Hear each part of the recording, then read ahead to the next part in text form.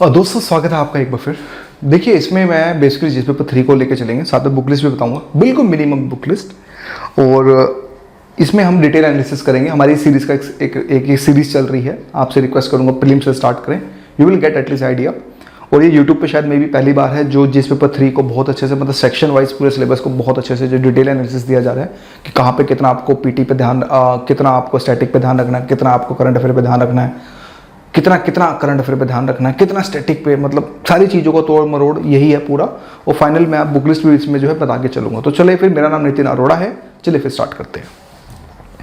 थोड़ा एनालिसिस पे ये था कि अभी तक हम जिस पेपर 1 को कंप्लीट कर चुके हैं, जिस पेपर 2 को कंप्लीट कर चुके हैं, और आज का टॉपिक जिस पेपर 3 पे है। ये 250 मार्क्स का पेपर आता है मेंस में, और आपको पता है कि 3 घंटे का पेपर होता है और करीब 20 क्वेश्चन आपको जो है लिखने होते हैं।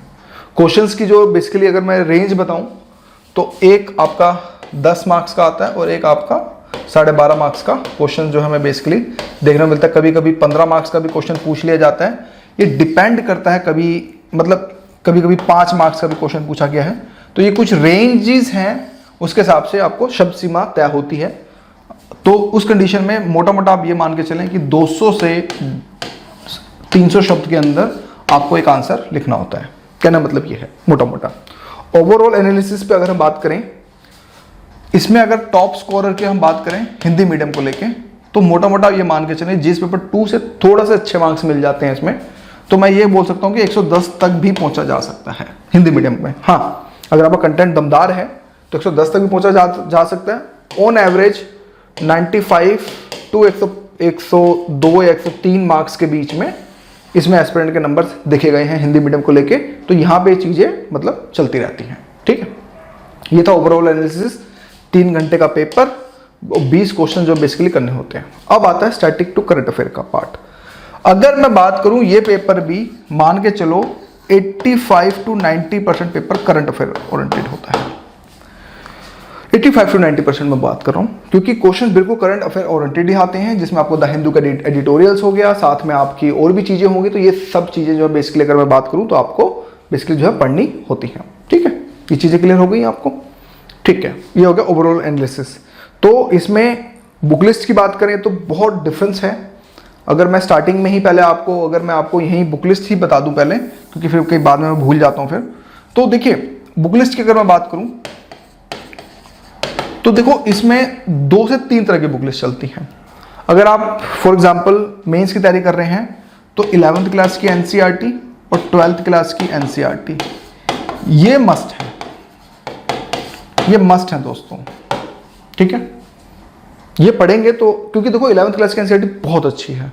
अगर आप उसको पढ़ेंगे, इवन 12th क्लास की जो मैक्रो वाली है, जिसको हम समष्टि अर्थशास्त्र कहते हैं, वो थोड़ा सा ज़्यादा इंपॉर्टेंट हमें जो है देखने को मिलता है। ठीक है, ये चीज़ क्लियर हो गई। तो पहले आप ये कर लें, फिर उसके बाद कोई भी एक स्टैंडर्ड इकोनॉमी की बुक ले लें जो आपकी प्रीलिम्स ओरिएंटेड भी काम आ जाए और मेंस ओरिएंटेड भी, जिसमें से मैं प्रेफर करूँगा आपका रमेश सिंह में थोड़ा कंटेंट मुझे जो है ठीक लगता है। हिंदी हालांकि थोड़ी सी दिक्कत है, बट मैं ये कह सकता हूँ कि थोड़ा सा मतलब इसको लेके ये है। ठीक है, इसके बाद एक बाजीराम टीचर की भी किताब आती है, हिंदी वर्जन है उसका। अभी वो टीचर हालांकि नहीं रहे, मुझे नाम ध्यान नहीं आ रहा, तो अब वो वाली किताब भी ले सकते हैं, वो भी मेंस ओरिएंटेड है। इसके अलावा मुझे लगता इकोनॉमी में लेके कुछ नहीं आता है। ठीक है, फिर इसके बाद अगर मैं ओवरऑल एनालिसिस पे भी आऊं, पहले अभी मैंने आपको सिर्फ ये किताब जो बताई है इकोनॉमी की बताई है। अगर हम ओवरऑल एनालिसिस करें सेक्शंस में, तो हमारी इस पेपर में इकोनॉमी आती है, आपका डिजास्टर मैनेजमेंट आता है, इन्वायरमेंट कन्वर्सेशन आता है, आपकी सिक्योरिटी आती है और आपका साइंस टेक आता है। बेसिकली इसी पांच टॉपिक्स में ही पूरा का पूरा हमारा इकोनॉमी का टॉपिक, मतलब कि हमें जो है बेसिकली जो है देखने को मिलता है। ठीक है, ये 5 सेक्शंस हैं, economy, disaster management, environment, conversion और साथ में सिक्योरिटी और साथ में साइंस टेक। ये बेसिकली 5 सेक्शंस ही हमें जो है अगर हम बात करें तो हमें देखने को मिलते हैं। इसी को ही आगे तोड़ा जाता है और उसमें से फिर अलग अलग पार्ट्स जो बनाए जाते हैं। तो इकोनॉमी की बुक लिस्ट ये हो गई जो मैंने आपको बताया। नेक्स्ट आते हैं डिजास्टर मैनेजमेंट के लिए। कुछ बच्चे मैंने देखा था फेसबुक पे, ऐसी कभी रैंडम हम देख लेते हैं यार, तो देख रहा था कि बच्चे डिजास्टर मैनेजमेंट पता नहीं कौन सी भारी भारी बुक्स बता रहे थे। दोस्तों ऑनेस्टली बात करूं, डिजास्टर मैनेजमेंट के लिए मैं यहाँ रेफर करूंगा, आपको बोलूंगा या तो विजन आईएएस का नोट्स पढ़ लो, इवन दृष्टि भी आई विल नॉट रिकमेंडेड यहाँ, या फिर अरोड़ा आईएएस के नोट्स पढ़ लो। लेकिन ये पेड नोट्स हैं, ठीक है, अगर सब्सक्रिप्शन लेंगे जब भी मिलेंगे, अदरवाइज तो आपके पास एक ही सोल्यूशन, एक ही आपको कंक्लूजन मिलता है, या फिर विजन आईएएस के पढ़ लो या फिर किसी और कोचिंग के डिजास्टर मैनेजमेंट के अगर आपको मिलते हैं, अगर आपको मिल रहे हैं किसी मार्केट में तो वेल गुड, हैंड नोट्स नहीं पढ़ने, इस चीज को याद रखना, ठीक है। इन्वायरमेंट के लिए भी विजन आईएएस या अरोड़ा आईएएस या फिर किसी और कोचिंग के नोट्स पढ़ने, बुक नहीं। सिक्योरिटी के लिए भी सेम, विजन आईएएस, दृष्टि आईएएस और अरोड़ा आईएएस। विजन आईएएस कर सकते हो या फिर दृष्टि आईएएस की आंतरिक सुरक्षा कर सकते हो, और या फिर आप अरोड़ा आईएएस या फिर आप हमारे भी नोट्स ले सकते हैं। इसके बाद साइंस टेक के लिए, यहां पे मैं साइंस टेक के लिए आपको रिकमेंडेड करूंगा विजन आईएएस या फिर दृष्टि, इनके notes, that would be the sufficient. बस वो सफिशिएंट है, इस चीज को याद रखिएगा।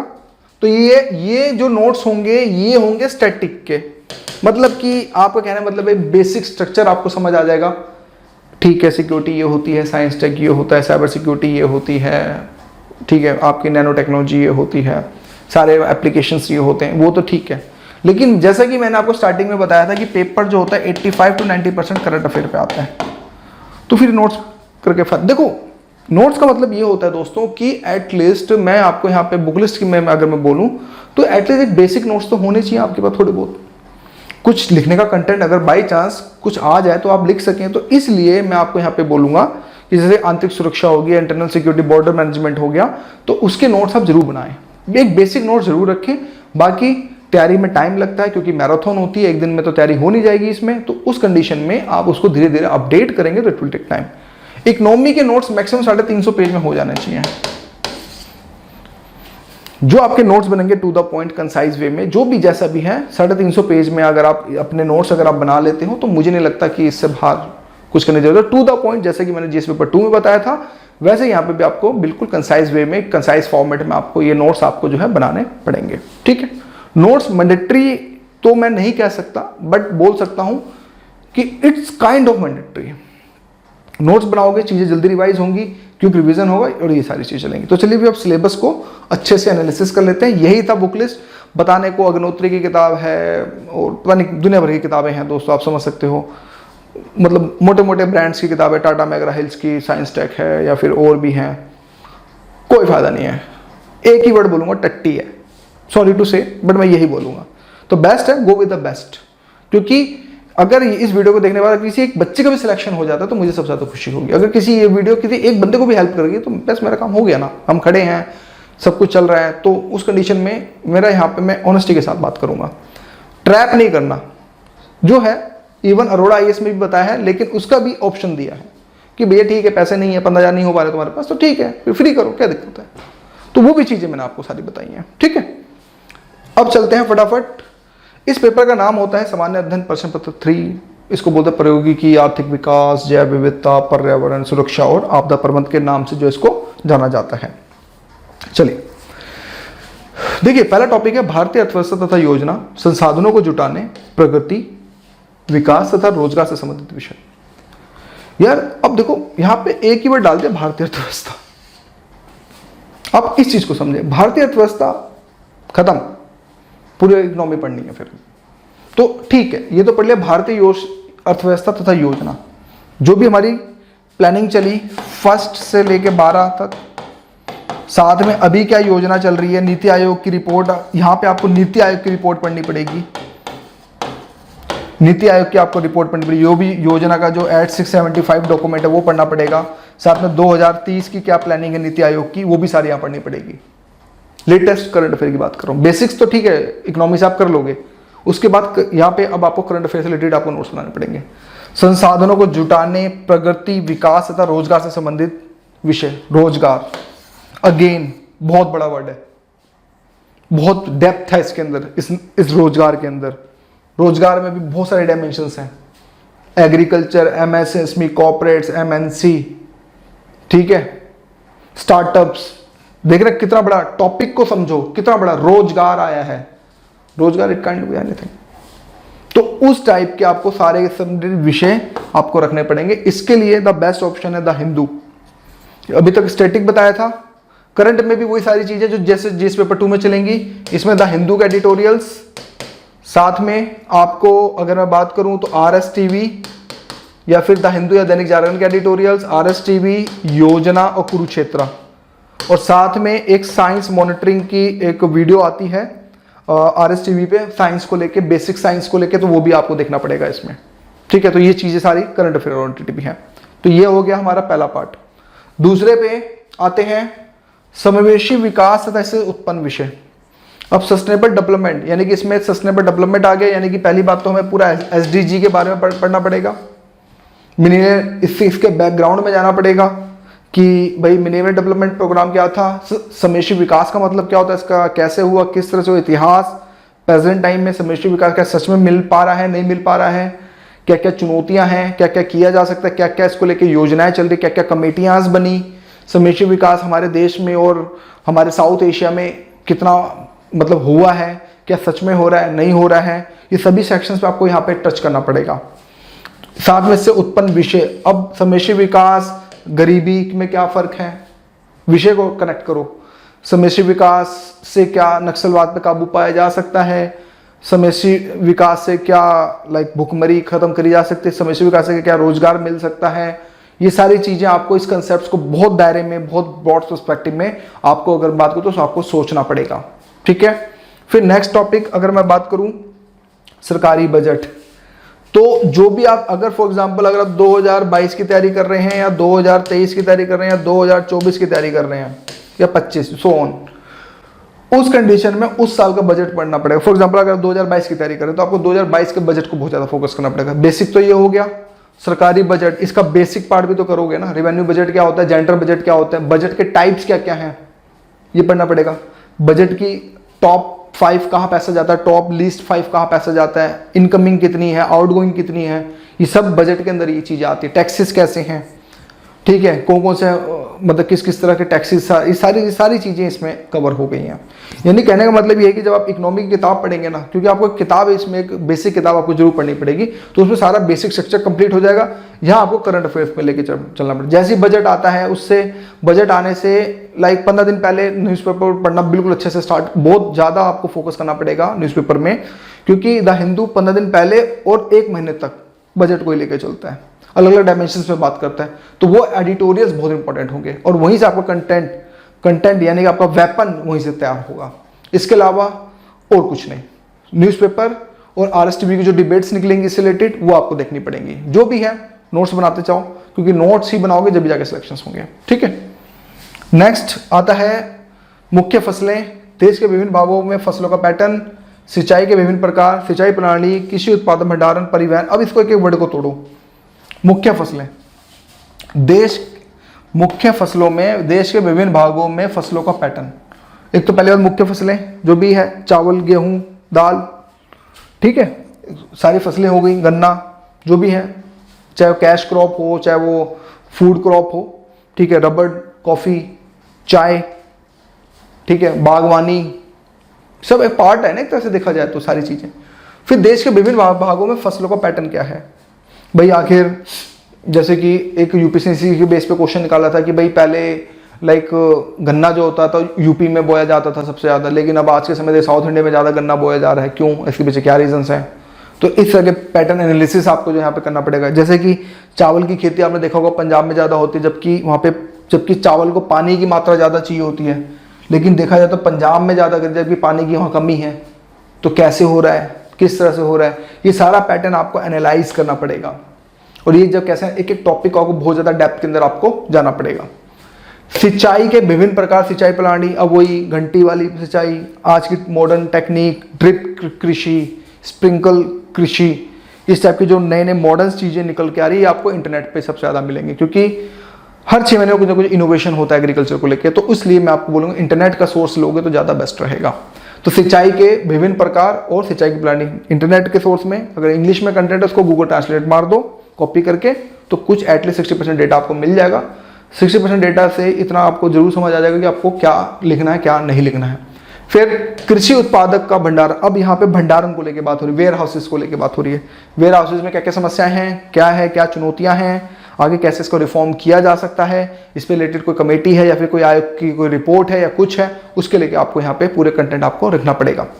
परिवहन तथा विडप्पन, भाई आने जाते समय परिवहन की कॉस्ट कैसे हो, मतलब परिवहन को लेकर आपको पता हमारे देश की सड़कों का बुरा हाल है। विडप्पन मार्केटिंग इतना बहुत बुरा हाल है, क्योंकि जब किसान जब कोई चीज़ बेचता है तो जैसे फॉर एग्जांपल देखा होगा आपने, एमपी में टमाटर के ऊपर ट्रैक्टर चला दिए गए थे, क्योंकि पता चला कि खरीदने वालों ने जो बोली लगाई थी वो 1 रुपये किलो लगाई थी। बताओ यार, टमाटर 1 रुपये किलो खरीदने के लिए बोली, शर्म नहीं आई उनको।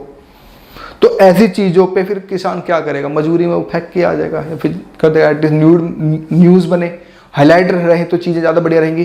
तो इसमें बहुत ज़्यादा आपको विडप्पन में अगर बात करें कि भाई हमारे पास कैसे मार्केटिंग के APMC एक्ट, ठीक है, ये सब चीज़ें इसके अंदर कहीं ना कहीं एग्रीकल्चर सारे जो एक्ट जो आज के समय कृषि आंदोलन हो रहे हैं उसको भी लेके यहाँ पे आपको पूरा मेंशन करना पड़ेगा, उसको भी जो मतलब करके फिर आपको पूरे के पूरे जो आपको अच्छे से जो नोट्स बनाने पड़ेंगे, ठीक है। फिर इसके बाद संबंधित विषय बाधाएं किसानों की सहायता के लिए ई प्रयोगी। अब जो ई टेक्नोलॉजी को लेके जो किसानों को लेके फायदा हो रहा है, ऐप बेस्ड चीज़ें आ रही हैं, ई नाम आया है किसानों को लेके, मंडी अब किसान डायरेक्ट बेच सकते हैं। तो कहीं ना कहीं अब जो डायरेक्ट बेचेंगे किसान, तो अब मंडी वालों को तो जलन मचेगी ना भाई, क्योंकि कमीशन तो ये दलाल थे वो लोग, तो उनका हुक्का पानी बंद होगा तो चिल्ला रहे हैं, इसलिए आज के समय आंदोलन भी कर रहे हैं। लेकिन मैं इसमें कोई कंट्रोवर्सी नहीं करना चाहता, ना मैं गवर्नमेंट के साइड हूँ ना मैं किसानों के साइड हूँ, मैं निष्पक्ष हूँ। भैया देखते हैं किसानों की बात मानी जाती है नहीं मानी जाती है। अगर किसान कंसर्न कर रहे हैं तो कहीं ना कोई लूप होल्स हैं, उस पर मैं डिटेल में आपको बताऊंगा क्या लूप होल्स मुझे पता है, पर ठीक है न्यूट्रल रहते हैं, देखते हैं आगे इसका इवेंट कैसे चलता है, इसका क्या एक आउटकम इन फ्यूचर में आएगा। तो ये सारी चीज़ें आपको यहाँ पे करंट अफेयर ऑलरेडी डील करना पड़ेगा। Books just will give you just only basics things, तो वो बेसिक्स थिंग्स आप मुझे पढ़ लो आप, ठीक है, रमेश सिंह से पढ़ लोगे, दैट इज द सफिशिएंट। इसके बाद आपको यहाँ पे आपको हमेशा इंटरनेट की ही जो सबसे ज़्यादा फोकस आपको करना पड़ेगा। नेक्स्ट आते हैं दोस्तों, प्रत्यक्ष और अप्रत्यक्ष कृषि सहायता, न्यूनतम समर्थन मूल्य से संबंधित विषय, जन वितरण प्रणाली, उद्देश्य, कार्य सीमाएं सुधार, बफर स्टॉक, खाद्य मुद्दा संबंधित विषय, प्रायोगिक मिशन, पशुपालन संबंधित, यानी कि देखो पशुपालन यहाँ पे हो गया भाई। पशुपालन में अब डिफरेंट टाइप, अब ऐसा तो है नहीं भाई, मुर्गी पालन है, गाय पालन है, भैंस पालन है, ठीक है, ऊंट पालन है, ठीक है, पोल्ट्री फार्म तो चलो वो तो है ही, अंडे वहाँ से हमें मिल जाते हैं, और भी सारी चीज़ें हैं। पशु को लेके पूरा आपको एक स्ट्रक्चर बनाना पड़ेगा, तो ये ज़्यादा 2 से 3 पेज में 4 पेज में आप कर सकते हो। उसको लेके मिशन, गोकुल मिशन जैसे कि आ रखा है, वो सारी है, ये सारी चीज़ें हैं। फिर इसमें प्रत्यक्ष और अप्रत्यक्ष कृषि सहायता, सब्सिडी की बात हो रही है। जैसे कि देखा होगा कि एनडीए गवर्नमेंट सब्सिडी के हमेशा अगेंस्ट रहती है। सिलेंडर भाई 985 रुपये का हो गया, जान निकल जाती है भरवाने में। मैं एक आम नागरिक हूँ, मैं इस फीलिंग को, आप लोगों की फीलिंग को समझ सकता हूँ। पहले कहाँ 400 साढ़े 400 रुपये का सिलेंडर था, अब 985 रुपये का जा रहा है, तो भाई डेफिनेटली जान तो निकलेगी। तो अप्रत्यक्ष सब्सिडी कृषि सहायता को लेकर पूरा डिटेल में एनालिसिस करना है। ये एक तो ये एंगल हो गया, साथ में न्यूनतम समर्थन मूल्य से रिलेटेड MSP को लेकर क्या क्या इश्यूज हैं। कुछ मतलब कि अगर डेवलप कंट्री की बात मानी जाए तो वो दबाव बनाते हैं भारत के ऊपर कि भाई MSP को हटाना चाहिए ताकि हम भी अपनी फसलें जो हैं बेच सकें। आपको पता होगा अमेरिका के अंदर सिर्फ 1% लोग एग्रीकल्चर करते हैं, मतलब अगर हम बात करें उसके GDP अगर हम बात करें तो 1% लोग ही वहाँ पे एग्रीकल्चर करते हैं। तो जिसके कारण वहाँ और इवन रोजगार में सिर्फ 0.5% ही उसमें कंट्रीब्यूट करते हैं GDP के अंदर रोजगार को लेके, लेकिन वैल्यू में आए तो बहुत ज़्यादा कंट्रीब्यूट कर देते हैं। मोर देन 10% के हिसाब से जो है एग्रीकल्चर का एक रेशो है द टाइप ऑफ प्रॉफिट के तौर पे। तो उस कंडीशन में यहाँ पे अब आपको WTO के बारे में पढ़ना पड़ेगा, सब्सिडी इश्यूज के बारे में पढ़ना पड़ेगा। WTO के साथ हमारी क्या क्या सब्सिडी, आखिर हम क्यों 1985 पे अटके हुए हैं, अमेरिका क्यों 1985 पे अटका हुआ है, आगे 10% सब्सिडी का रेशो क्या है, अंबर box, green box, red box, white box, दुनिया भर के बॉक्सेस के बारे में पढ़ना पड़ेगा। ट्रिप्स समझौता क्या है, ये सब चीज़ें आपको इसमें पढ़नी पड़ेंगी, जब जाके आपके कंसेप्ट जो है बिल्कुल क्लियर होंगे। फिर जन वितरण प्रणाली पीडीएस में पॉइंट ऑफ मशीन क्या है, पीडीएस प्रणाली कैसे वर्क करती है, FCI क्या है, ये सारी चीज़ इसमें, इसके इश्यूज क्या क्या हैं। आपने देखा होगा गोदामों के अंदर माल सड़ जाता है, इतनी सारी वीडियो वायरल होती हैं, चूहे खा रहे होते हैं, तो उसको लेके क्या क्या है, हम कैसे कैसे सुधार कर सकते हैं। क्योंकि जन वितरण प्रणाली में उद्देश्य, कार्य, सीमाएं, सुधार बफर स्टॉक का क्या फ़ायदा है, क्या फ़ायदा नहीं है, और उसको कैसे इंप्रूव किया जा सकता है, किस तरह से क्या क्या चुनौतियाँ हैं, क्या क्या इस पे सरकारी योजनाएं बफर स्टॉक को लेकर, ये सब आपको इसमें पढ़ना पड़ेगा। और द मोस्ट इंपॉर्टेंट खाद्य सुरक्षा संबंधित विषय भी, जैसे कि हमारा NFSC जो एक्ट है हमारा 2013 का, तो उसमें अगर हम बात करें तो जैसा एक्ट आ रखा है तो उसको लेके हमें चीज़ें समझनी पड़ेंगी। तो ये सारी की सारी चीज़ें जो है बेसिकली अगर हम बात करें तो इसमें मतलब हमें जो है देखने को मिलती हैं। तो ये सारे विषय बेसिकली प्रायोगिक मिशन जो भी रिलेटेड, जो भी एग्रीकल्चर को लेकर जो भी प्रायोगिक मिशन आ रहे हैं उसमें आपको पूरे अच्छे से जो है, बहुत अच्छे से मतलब पूरा डेप्थ में, इवन सरकारी मिशन तो प्रायोगिक है यहीं, साथ में आपको प्राइवेट जो भी पोर्टल्स आ रहे हैं, कुछ नए नए पोर्टल्स निकालते रहते हैं, लोग भी निकालते रहते हैं, तो इस पर आपको फोकस करना पड़ेगा।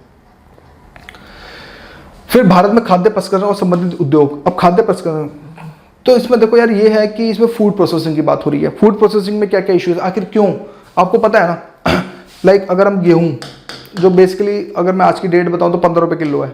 मुझे कैसे पता है भाई, मैं खरीद के लाता हूँ क्योंकि भैया मैं खाता हूँ गेहूं की रोटी, सिंपल सी बात है, मैं मील वाला आटे पसंद नहीं करता। तो 15 रुपये किलो गेहूं आता है, ठीक है। अगर फॉर एग्जाम्पल किसान अगर गेहूं बेच दे तो उसको इतना प्रॉफिट नहीं होगा, लेकिन अगर किसान को इतनी अपॉर्चुनिटी मिले, अगर मिडिल किसान मतलब जिसके बाद रहते 3 लाख रुपए हो, कुछ ऐसा सिस्टम अगर गवर्नमेंट इनोवेट करे या फिर गवर्नमेंट हेल्प करे लोगों की लोन लेने के लिए, अगर ये बंदा गेहूं से डायरेक्ट ब्रेड बनाए तो ये इसका 15 रुपये वाला किलो गेहूं करीब करीब कम से कम नहीं तो 50 रुपये किलो बिकेगा। तो definitely he will get the more profit here. अरे अगर गेहूं बेचता मान लो 2 रुपये किलो भी प्रॉफिट कमाया तो भी इसके लिए बहुत हो गया, लेकिन जब वो ब्रेड बना देगा तो कम से कम नहीं तो यार 5 रुपये तो कम से कम कमाएगा। तो भाई 2 रुपये 5 रुपये फर्क है या नहीं है। मशीन लगाएगा तो रोजगार भी मिलेगा, एम्प्लॉयमेंट भी खत्म होगी। तो इसको हम बोलते हैं फूड प्रोसेसिंग, यानी कि जब हम रॉ मटेरियल से, जैसे टमाटो है यार, टमाटो केचप बनता है, वो फूड प्रोसेसिंग हो गई। अब 1 रुपये का केचप जरा सा आता है, 90 रुपये की बोतल आती है, नहीं टॉप्स की आई थिंक, नहीं टॉप्स की नहीं दूसरी, 180 रुपये में 2 आती हैं, हाँ आई थिंक, चलो यार 90 रुपीज़ मान लो हम, 90 रुपीज़ में टॉप्स की बोतल आती है जिसमें आई थिंक 650 लीटर होता है, 650 लीटर, 1 लीटर नहीं। तो 650 लीटर अगर 90 रुपये की जगह टॉप्स की आती है और वही टमाटर अगर हम डालें तो मे बी और 30-40 रुपये भर जाएंगे, लेकिन वो कितने 90 रुपीज़ की आ रही है, सॉरी 650 मिलीलीटर नॉट लीटर, ठीक है। तो उस कंडीशन में हमें इस तरह के उद्योग पर ज़्यादा फोकस करना है। तो यहाँ पे अब आपको हर चीज़ पे समझना पड़ेगा, चावल में कैसे कैसे फूड प्रोसेसिंग हो सकती है और क्या क्या आइटम्स बना सकते हैं, गेहूं से क्या क्या बना सकते हैं, कपास, ये सारी चीज़ें और भी सारी चीज़ें। तो इसमें बेसिकली आपको फूड प्रोसेसिंग में चीज़ें लेके चलना पड़ेगा। गवर्नमेंट की क्या क्या स्कीम्स है, क्या क्या समस्याएं हैं, गवर्नमेंट को क्या क्या कर सकती है, इंटरनेशनल एक हमारा स्ट्रक्चर क्या हो सकता है, USA का क्या है फूड प्रोसेसिंग, UK का क्या है, किस तरह से जो भी डेवलप कंट्री की मतलब फूड प्रोसेसिंग है उसको आपको उसकी चैन को आपको समझना पड़ेगा। तो इसके लिए द बेस्ट ऑप्शन यही है कि आप नोट्स बनाए तो ज़्यादा अच्छा रहेगा, ठीक।